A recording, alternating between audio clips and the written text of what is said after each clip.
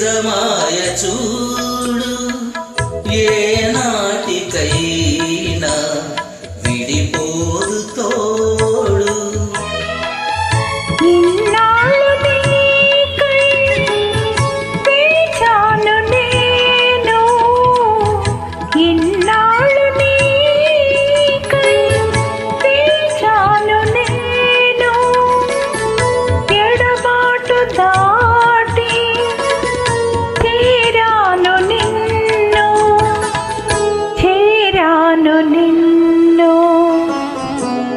ఉందాము మనము ఒక గూటిలోనే నడిచేము మా